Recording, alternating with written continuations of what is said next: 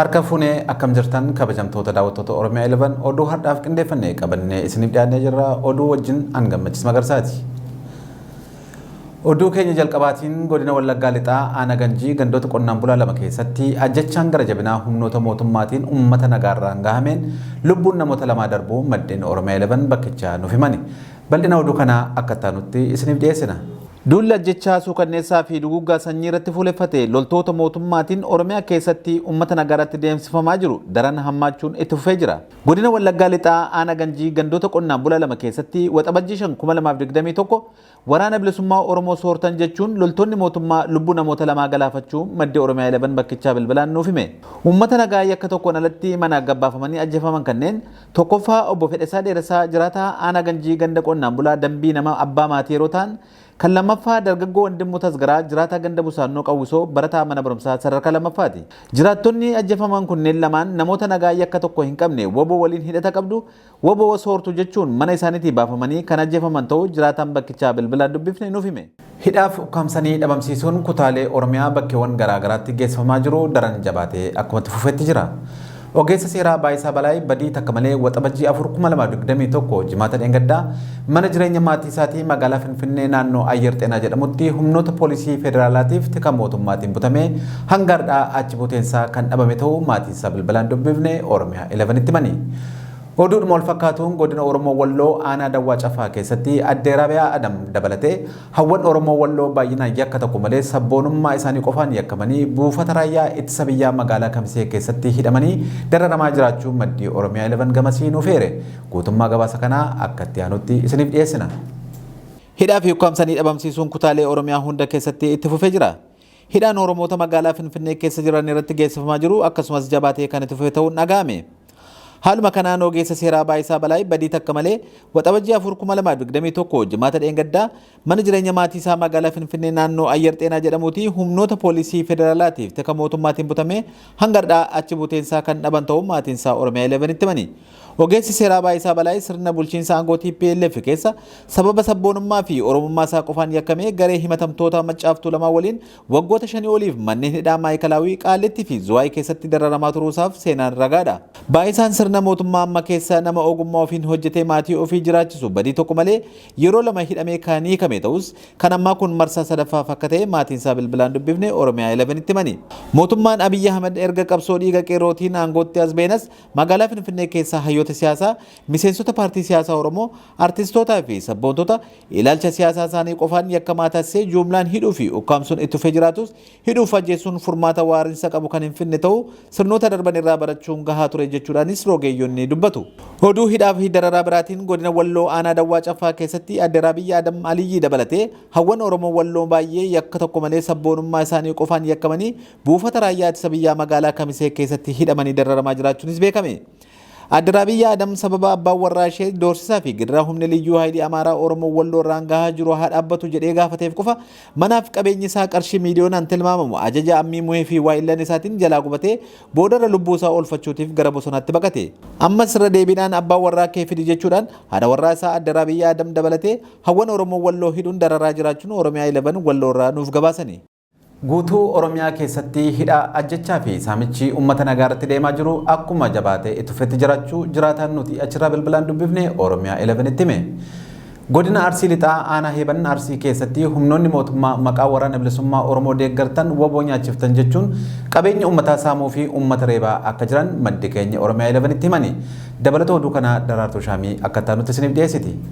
Guutuu Oromiyaa keessatti hidhaa ajjechaa fi saamichi uummata nagaa irratti deemaa jiru akkuma itti fufetti jira jechuun jiraataan nuti achirraa bilbilaan dubbisne Oromiyaa 11 itti hime. Godina Arsii Lixaa Aanaa Heeban Arsii keessatti humnoonni tika mootummaa maqaa woboo deeggartan woboo nyaachiftan jedhuun qabeenya uummataa saamuu fi uummata reebaa akka jiran maddi keenya Oromiyaa 11 itti hime. Akka jiraataan achirraa dubbifne jedhutti guyyuma kaleessaa waxabajjii 7/2020 takka qabeenya abbaa maatii nama hojii qonnaa hojjetee ilmaan isaa guddifatu irraa hidhattoonni mootummaa sangaa inni itti hibaajee gabbise dirqamaan irraa fudhatanii qalatanii kan nyaatan ta'uu hima. Abbaan sangaan dirqamaan jalaa qalame waajjira mootummaa deemee iyyatus humaa furmaata akka hin argatin illee hima jiraataan kun. Kana malees humnoonni mootummaa kun mana namaa irra deemuudhaanis kaardii filannoo guuranii koodii itti guutuudhaan ati paartii tami eenyuun filatta jechuudhaan ummata doorsisaa akka jiranillee dubbata. Achuma godina Arsii aanaa Muneesaa keessatti caamsaa 3 bara 2020 takka dargaggoo umriin isaa ganna 19 badii takkaan malee maqaa abaawoo shanee waliin jirta jechuun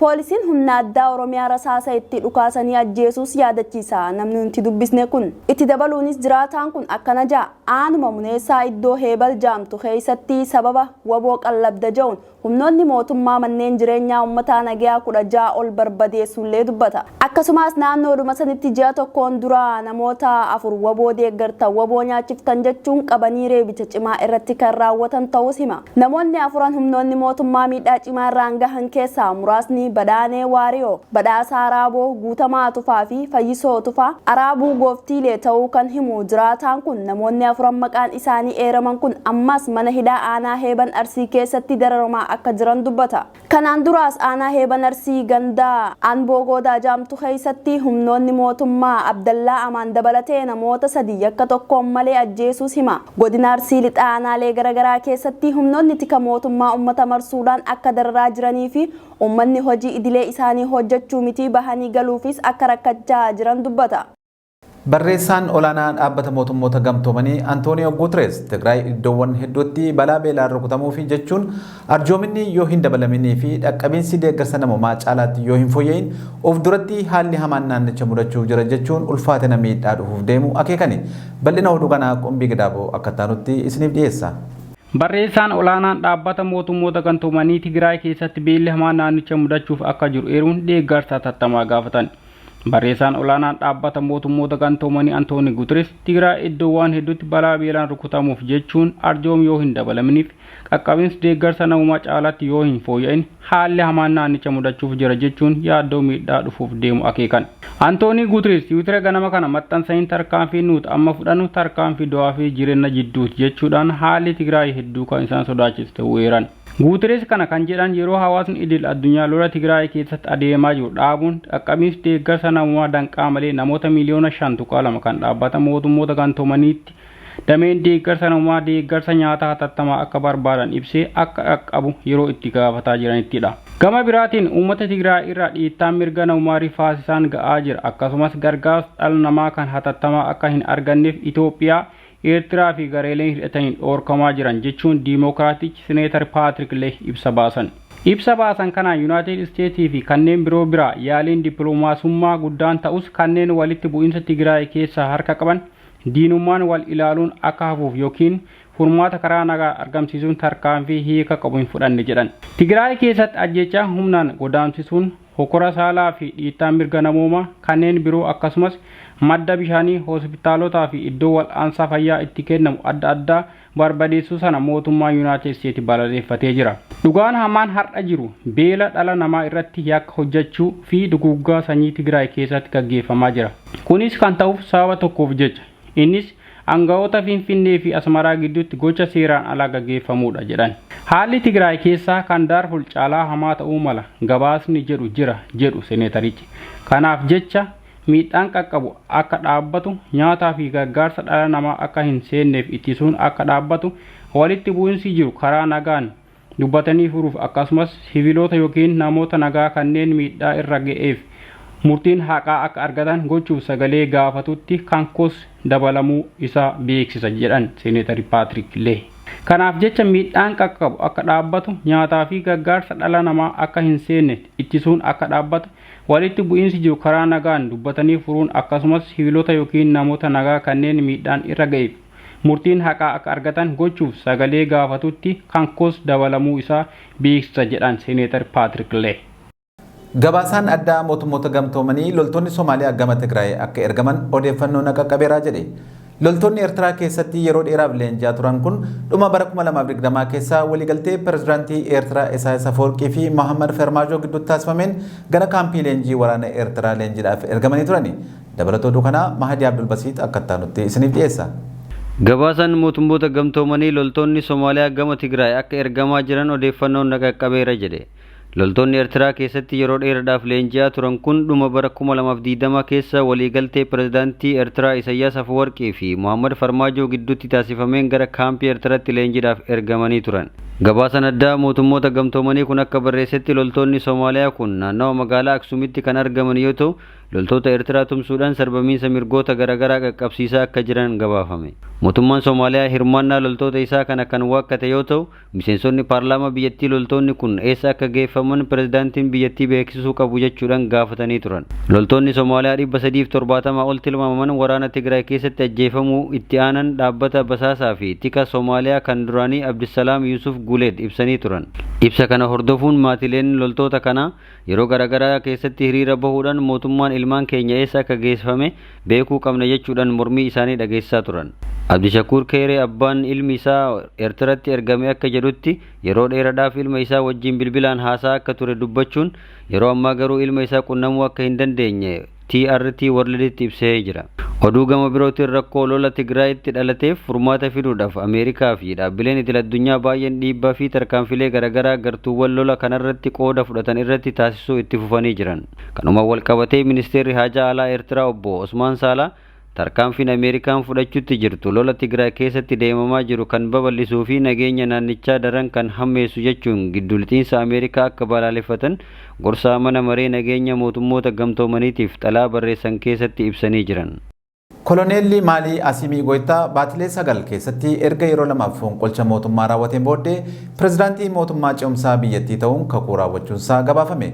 Roobdee Sabsibee dabalata oduu kanaa akka taanutti isiniif dhiyeessiti.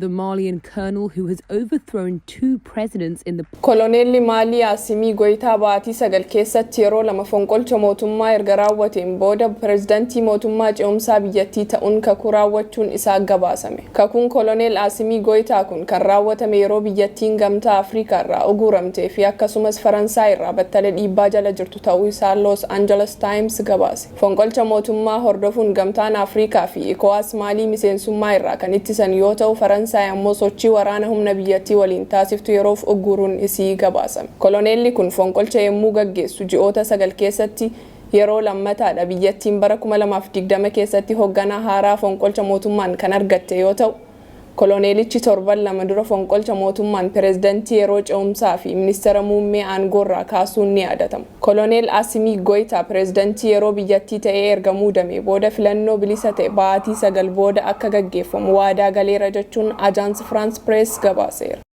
Egaan kabajamtoota daawwattoota Oromiyaa 11 oduu har'aaf qabannee isiniif dhiyaanne kanneen hangammaa turanii oduu isinitti himuun kan isin faana ture Angammachis Magarsaatii waraabbiif suur sagaleen kan faana ture Mahammad Amin Izaddiin ture hanga oduu biraatiin walitti deebinutti nagaan nuuf tura.